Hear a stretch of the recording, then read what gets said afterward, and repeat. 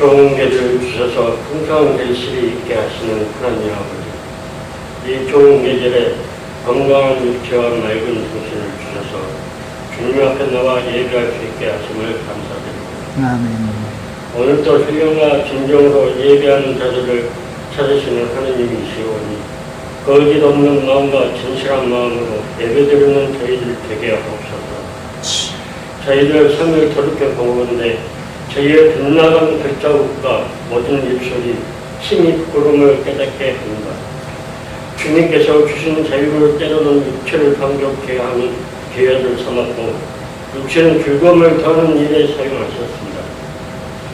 주님의 뜻을 더하기 위하여 자신의 이기는 삶을 살기보다는 육체의 즐거움과 얻고자 주님의 뜻을 포기했던 못된 모습들을 고백하오니 주님이 은혜를 저버린 저희들을 잘못을 용서하여 주옵소서. 아멘. 저희 모두가 주님 자유로 은혜를 놓치지 않는 삶이 되게 하여 주옵소서. 아버지. 매일 삶 속에서 주님의 뜻을 드러낼 수 있는 삶이 되게 하여 주옵소서. 아버지. 동일리 풍성한 하느님 아버지, 열매 맺는 가을이지만 아직도 저희들은 주님께 드릴 열매가 없음을 솔직히 고백하지 않을 수는 없습니다. 헌신과 봉사에 대한 열매, 주님의 말씀에 대한 순종의 열매, 영혼 구원을 위한 전도의 열매도 없습니다. 열매 없는 무화과 나무를 조주하시던 주님의 심판이 저희들에게 임할까 두렵사오니 긍휼히 여겨 주시옵소서. 아멘. 삶이 힘들고 지친다 하여 주님 백성으로서 마땅히 해야 할 기본 의무를 망각하는 저희들 되지 않게 하시고 사도 바울과 같이 주님께 받은 사명을 잘 감당하기 위하여 조금 더 부끄러워하지 아니하고 잘 달려갈 수 있는 저희들 되게 하여 주셔서 영적인 열매에 풍성하게 맺는 성도들로 변화되게 하여 주옵소서. 은총이 많으신 주님, 코로나19로 경제와 사회가 어려워지는 이 시기에 사회할 자리를 잃고 방황하고 있는 사람들이 많이 있습니다. 인간의 능력에는 한계가 있음을 깨닫게 하시고 주님의 은혜에 의지하여 소중한 생을 포기하는 사람들이 없게 하시고 오히려 다가온 이 위기를 통해 생명의 주인이 되시고 소망이 되신 주님을 만날 수 있는 축복의 계기가 되게 하여 주옵소서. 아멘. 오늘도 주님의 말씀 전파하기에 단위에 서시는 목사님을 기억하시고 은혜의 말씀, 생명의 말씀을 전하실 수 있도록 도우실 것을 믿습니다. 예배를 위하여 마음을 다하여 섬기는 손길들을 기억하시고 예배 시종을 주님께서 친히 주장하실 것을 믿사하며 예수님 이름으로 기도드립니다. 아멘. 그러므로 형제들아, 내가 하나님의 모든 자비하심으로 너희를 권하노니 너희 몸을 하나님이 기뻐하시는 거룩한 산 제물로 드리라.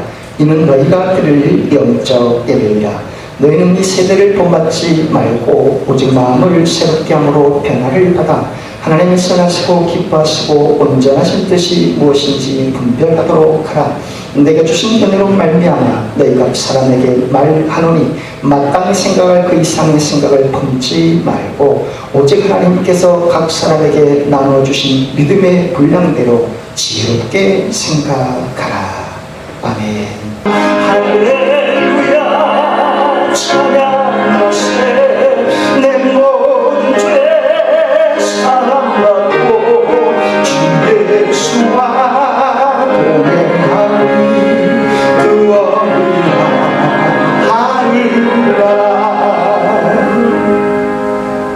지난주에는 이 세상에 눈에 보이는 것 너머의 영적인 세계를 바라보며 살자고 말씀을 나눴습니다. 특별히 인사 체험을 통해서 환상을 통해서 천국을 보고 온 사람들 이야기를 나눴죠. 미국의 뇌의학 박사인 이븐 알렉산더 박사, 또 스웨덴의 이마누엘 스웨덴볼도 있고 우리나라의 신성종 목사님도 있습니다.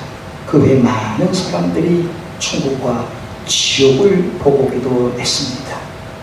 그만큼 이 세계는 눈에 보이는 물질적인 세계만 존재하는 게 아니라는 것이죠. 우리의 지각 너머에 영적인 세계도 존재한다는 사실을 지난 시간에 나누었습니다. 그렇게 이 세대가 추구하는 가치만을 쫓아 살 것이 아니라 이 세상 너머에 다가오시는 주님의 나라, 주님의 세계, 천국의 세계를 바라보며 사는 삶을 살아야 한다고 했습니다. 하지만 영적인 세계를 추구한다고 해서 이 세상에 주어진 삶을 죄악시하거나 하찮게 여겨서는 안 되는 것이죠. 이 땅에 두 발을 내딛고 사는 한 우리의 이성을 다해서 지혜롭게 분별하며 살아가야 합니다. 우리의 이성을 가지고 지혜롭게 분별해 살지 않으면 우리의 믿음은 감성에 치우치는, 열혈 신비주의에 치우치는 그 옛날 단위 선교회처럼 최근에 신천지 집단에 빠질 수 있는 그런 우려가 있기 때문이죠. 그만큼 우리는 영적인 세계를 내다보면서도 이 땅에 주어진 삶에 온 이성을 다하여 분별하며 균형 잡힌 삶을 살아가야 합니다. 나의 하나의 시선으로는 영적인 세계 천국을 내다보며 살며 또 다른 하나의 시선으로는 이 지상의 세계를 분별하며 지혜롭게 사는 것 말입니다. 한국 프로야구 사상 처음으로 700만 명의 관중을 동원한 때가 2012년이라고 합니다. 그에 많은 진기록들이 연출되었는데 그 중에 넥센 히어로즈 팀의 염경엽 감독 때문에 더 흥미진진한 한 해였다고 하죠. 염경엽 감독님은 그러나 안타깝게도 프로 현역 시절에 일할 때 타자였다고 합니다. 그분이 현역에서 은퇴하고 난 지 45살이 되었을 때 주루 코치로 임명을 받았고 2011년 12월에 그때 넥센 히어로즈 팀을 급상승시켰던 전력을 갖고 있는 감독입니다. 그러나 현역 시절에 왜 1%대도 못 미치는 타자로 활약을 했는가? 타격 감각에 소질이 없어서 그랬겠는가? 그랬다면 프로야구에 입단하지도 못했겠죠. 고려대학교 야구 시절에 그는 지명 4번 타자로 활약했던 뛰어난 선수였습니다. 그런데도 왜 일할 때이야 1996년부터 97년에는 영할대 타자였는가? 그는 대학교 시절에 뛰어난 재능을 믿고 연습을 게을리한 까닭에 일할 때 타자에 머무르고 그쳤는가? 아니죠. 그는 현역 시절에 그 누구보다도 열심으로 연습을 했다고 합니다. 하루에 1000개씩 따르는 볼을 치는 연습을 했다고 하죠. 그런데도 그가 현역 시절에 1%대밖에 미치지 못했던 이유는 코치들이 타격 감각을 매번 바꿔주고 이렇게 연습해라. 저 코치를 만나면 너는 이렇게 쳐야 잘 칠 수 있다.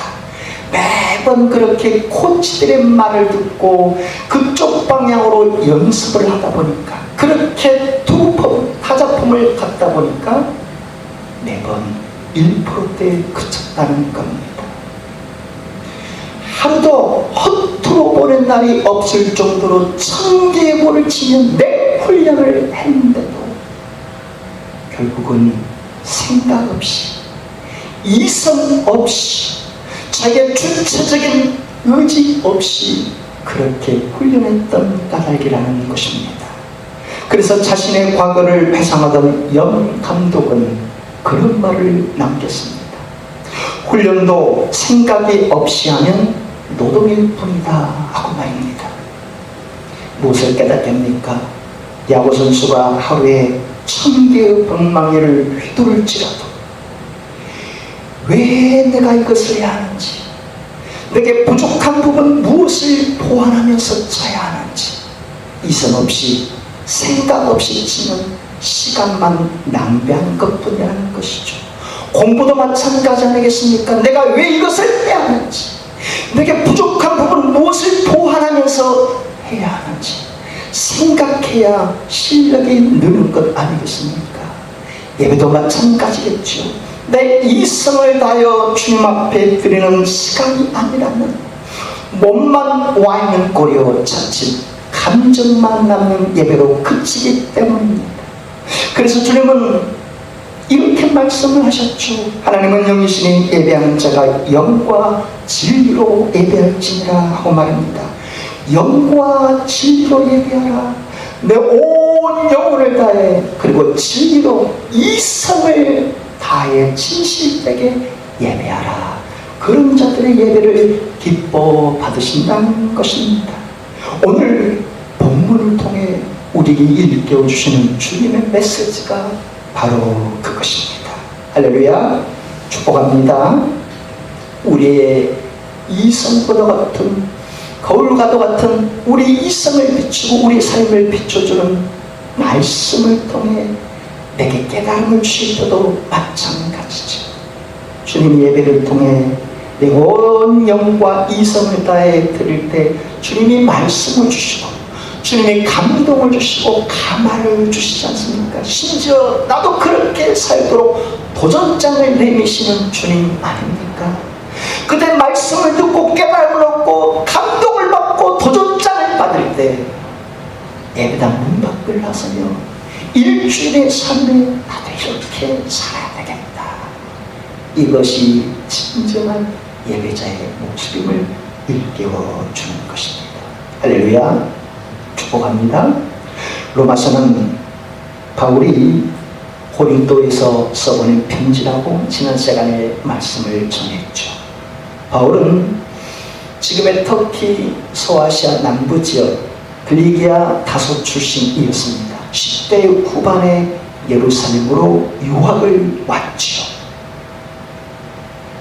지도 촌놈인 제가 혹이라도 목포로 유학을 갔다, 혹은 배를 건너 다른 데 유학을 갔다, 그런 것처럼 바울이 길리기아 다소에서 10대 후반의 예루살렘으로 유학을 온 것이었습니다. 그의 꿈, 인생의 목적은 다른 게 아니라 그 당시에 정치, 경제, 종교, 문화 모든 것을 주관하는 산헤드린 의원이 되는 것, 우리 식으로 말하면 국회의원이 되는 것이 자기 인생의 목적이었습니다. 그래서 모든 율법을 수학하고 마쳤고 20대 후반에 결혼을 해서 당대의 크리스천들, 기독교인들을 색출하여 감옥에 쳐넣는 앞잡이 역할을 했던 바울이었죠. 그런 그가 34살의 나이에 그날도 다메섹에 사는 숨어있는 그리스도인들을 잡아다가 감옥에 넣으려고 그 길을 체포조를 동원해서 가는 길목이었는데, 그때 정오의 태양빛, 자연계의 저 태양빛, 물리적인 저 빛과는 비교할 수 없는 진리와 생명의 빛, 이 세상의 물질을 초월하는 정말로 휘황찬란한 그 빛에 의해 그가 거꾸로 지고 두 눈은 떴지만 앞을 보지 못하는 그런 상황에 처했죠. 빛 대신 주님이 바울에게 찾아오는 사건이었습니다. 주님을 처음으로 만나는 사건이요, 신비로운 체험이었습니다. 그때 주변 체포조들의 손에 이끌려 다메섹에 들어갑니다. 3일 동안 식음을 전폐하고 금식하는 가운데 주님께서 보내주는 아나니아의 안수에 의해 두 눈이 뜨게 되었습니다. 일상일 때 정말 신비로운 체험, 이 세상의 빛보다 더 찬란한 진리와 생명이 비친 주님을 만난 그 사건, 누가 그런 체험의 놀라운 사건을 경험했겠습니까? 너무너무 기쁘고 너무너무 황홀한 체험 아니겠습니까? 그러나 그것이 딱 한 번뿐이었는가? 그렇지 않았습니다. 그 이후에 바울은 다메섹 섬을 빠져나가 아라비아 광에서 3년간 경건 훈련을 거쳤고, 그리고 그 이후에 다메섹으로 돌아왔지만 여의치 않아 예루살렘에 왔을 때 베드로와 야고보가 그를 받아줬지만 다른 사도들이 다 인정해주지 않을 때 급기야 그는 바나바에 의해서 고향 땅 다소로 다시금 가야 했습니다. 그곳에서 7년간 집거하며 기도와 묵상의 시간을 보내는데 그 무렵에 그는 기도할 때 신령한 천사의 언어 바알의 기도를 부족하게 했고, 그 무렵에 삼천천의 세계 천국을 보고 오는 체험을 했던 것이었죠. 이 땅의 물질적인 세계 너머에 신비로운 체험, 이분 알렉산더 박사처럼, 스웨덴의 임마누엘 스베덴보리처럼, 신성종 목사님처럼 수많은 임사체험과 환상 가운데 천국을 보고 온 사람들처럼 바울도 그 신비로운 체험을 그 기간 동안에 했던 것이었죠. 그렇다면 그때 바울이 어떻게 했겠습니까? 야, 너무너무 황홀한 세계가 있구나. 이 세상은 아무것도 아니구나. 이 세상에 주어진 삶을 내팽개쳐 버렸겠습니까? 결코 그렇지 않았습니다. 마치 변화선상의 예수님이 엘리야와 모세를 만나는 휘황찬란 모습으로 변화되는 모습을 제자들이 바라보고, 주님, 이 산에 내려가지 마십시다. 이 산에서 무릉도원처럼 신비주의에 사로잡혀 사십시다 할 때 예수님은 아니야, 우리가 살아가야 할 사명은 이 산이 아니라 산 아래 사람들이 사는 곳이야, 내려가자. 이것처럼 바울은 휘황찬란한 황홀한 신비로운 세계에 사로잡힌 게 아니라 자신이 살아가야 할 삶을 향해 또박또박 살아갔던 바울이었죠. 그래서 안디옥교회 바나바가 초청해요. 안디옥교회 10년간 담임 목회자, 공동 담임 목회자로 섬겼습니다. 뿐만 아니라 성령님께서 선교사로 보낼 때 그의 온 이성을 다해 분별하여 1차, 2차, 3차 선교사로 나갔던 것이죠. 1차 선교여행 때 바바의 조카가 이탈해 버린 일도 있었고, 바울이 풍토병에 걸려 몸을 앓고 있는 상황이었는데도 바울은 온 이성과 의지를 다해 갈라디아 지역의 복음을 전하고 돌아왔습니다.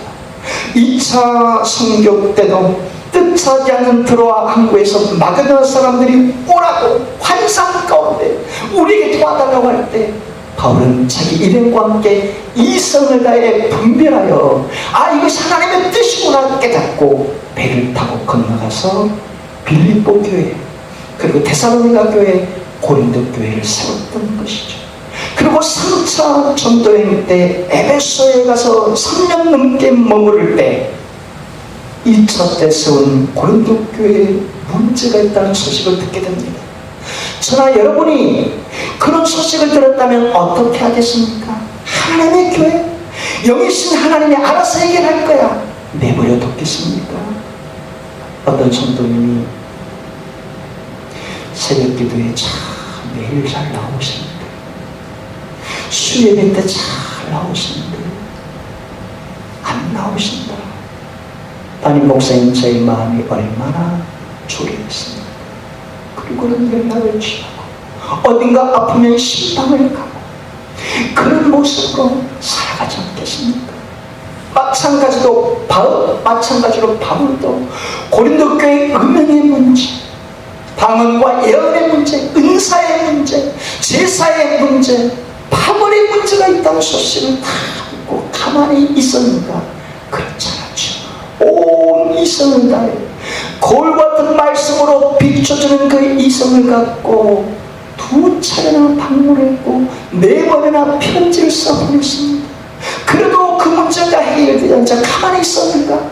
젊은 제자 디모데를 보냈고 또 해결되지 않자 나이든 디도를 보내서 이성을 비춰준 말씀을 갖고 가서 해결하고 하라 했는데, 그 디도가 하나님 은혜 가운데 해결하고 돌아왔을 때 얼마나 기뻤겠습니까? 그 무렵에 에베소에 문제가 터져서 어쩔 수 없이 바울이 떠나가야 할 때 그 시점에 배를 타고 다시금 고린도에 건너가 고린도 교회 성도들을 위로하고 격려해 주면서 3개월 머물렀는데, 그때 또 다른 소식이 고린도 지역에 들러옵니다. 무슨 소식이었습니까? 로마 교회 성도들의 믿음이 얼마나 아름답고 신실한지 바울이 있는 고린도 교회까지, 고린도 지역까지 전해오는 것이었습니다. 얼마나 기뻤는지. 그런데 저와 여러분들 입장이라면, 그래, 하나님이 역사하실 거야, 하나님이 영이신 나를 양사하시겠지, 내버려 두겠습니까? 바울은 결코 내버려둔 게 아니라 온 이성을 다해 그들에게 편지를 써 보냈던 것이죠.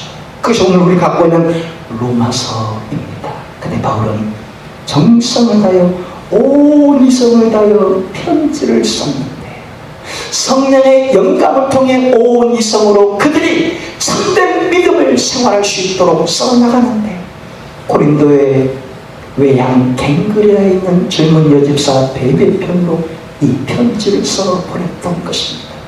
젊은 여집사 베베의 입장을 생각해 보십시오. 이 편지를 가지고 로마에 간다. 그 당시 직선거리로 800km고 화물선과 선박을 갈아타가면 한 달 넘게 걸리는 것이요, 풍랑을 맞이하면 배가 뒤집어 죽을지도 모르는 길입니다. 그런데 젊은 여집사 베베는 자기 온 이성을 다하여 하나님이 기뻐하신 일이겠구나, 온 의지를 다하여 죽음을 무릅쓰고 한 달 넘게 로마를 향해 이 편지를 로마 교회에 전달했던 것이죠. 근데 바울이 무슨 목적으로 이 편지를 써 보냈겠습니까? 로마 교회는 자생교회였습니다. 오순절 성령님이 강림하실 때 로마에서 온 사람들이 쓰는데, 그때 성령의 은혜를 받고 믿음의 돌을 깨우치고 로마에 가서 로마 교회를 세웠는데, 바울이 생각하기에 저 로마 교회 성도들이 믿음이 무엇인지 알 수 있을까? 구원을 얻는 길이 어디 있는지 알 수 있을까? 모를 거야. 그래서 성령의 감동에 이성을 다하여 편지를 써보내 구원이 무엇인지, 믿음이 무엇인지, 어떻게 해야 참된 구원을 받을 수 있는지 1장에서 11장까지 써보냈던 것이요. 그러나 구원받는 것으로 끝이 아니라 구원받은 자들이 어떻게 하나님의 자녀답게 살 것인가, 이 내용으로 12장부터 16장까지 써보냈던 것이었죠. 그러니 바울을 통해서 이 편지를 받은 로마 교회 성도들이 더 체계적으로 더 단단한 믿음 가운데 살아가는 것은 당연한 일이었습니다. 그렇게 오늘 본문 1절 말씀을 통해 주님께서 무엇을 원하시는지, 바울의 편지를 통해 무엇을 깨우치는지 충분히 알 수 있는 것 아니겠습니까? 다시 한번 본문 1절 말씀을 같이 읽겠습니다. 아멘. 그러므로 형제들아, 내가 하나님의 모든 자비하심으로 너희를 권하노니 너희 몸을 하나님이 기뻐하시는 거룩한 산제물로 드리라. 이는 너희가 드릴 영적 예배니라. 바울은 구원과 믿음의 도에 대해서 로마서 1장부터 11장까지 다 써보냈고, 12장부터 구원받은 자녀가 이렇게 살아야 합니다. 주님의 은혜로 십자가의 도로 구원을 받았다면 구원받은 자의 삶이 합당하게 살아가야 합니다 라는 뜻에서 12장 초반부에 맨 먼저 그러므로 구원을 받은 자들은 이렇게 살아가야 합니다 하면서 첫 번째 1절 말씀을 써 보내는데요. 바울은 구원받은 자는 그 몸으로 하나님이 기뻐하신 거룩한 산제물로 드리라고 권면합니다. 바로 그것이 너희가 드릴 영적 예배니라 라고 말하고 있죠. 한마디로 말하면 산제물로 드리는 것과 영적 예배는 동의방도거 곧 같은 뜻이라는 말입니다. 그런데 구약에서 제물이 되는 경우는 양이나 소나 이런 짐승 같은 것들, 흠 없는 것이고, 그리고 반드시 죽여서 드리는 것이 구약시대의 제물이 되는 비결이었습니다. 그런데 우리를 향해서 산제물이 되라고, 로마교회 성도에게 산제물이 되라고, 무슨 말이겠습니까? 우리 삶이 예배가 되라. 너희들이 구원받아 살아가는 삶이 하나님 앞에 산제물로 드리라 하는 뜻이죠. 그렇다면 우리의 삶 자체가 자물이 되는 것과 영적 예배는 어떤 상관성이 있는 것이겠습니까? 우리말 영적으로 번역된 헬라어 로기코스는 분별력을 지닌 또 이성적인이란 뜻을 지닌 단어입니다. 무엇을 생각하게 해줍니까? 예배당 안에서 주님께 상제물로 나 자신을 드리는 이 삶이 이성적인 거울과 같은 말씀으로 나를 분별하고 나를 조명하라는 것 아닙니까? 그것이 영적인 예배로 드려진 삶으로 이어져 가라. 바꿔 말하면 예배당에서 나 자신을 주님께 내어드리는 이 삶의 모습이 예배당 밤 나의 삶으로 이어질 때 이것이 참된 영적인 예배자의 모습이라 하는 뜻이죠. 왜 그렇습니까? 영적으로 충만한 삶, 성령으로 충만한 삶, 영적으로 충만한 삶은 이성이 마비된 삶을 뜻하는 게 아니기 때문이죠. 이성은 오간데 없고 감성만 충만하면 밤이성교회나 신천지 집단과 다를 바가 없기 때문입니다. 영적으로 충만한 예배란, 성령으로 충만한 예배란 나의 온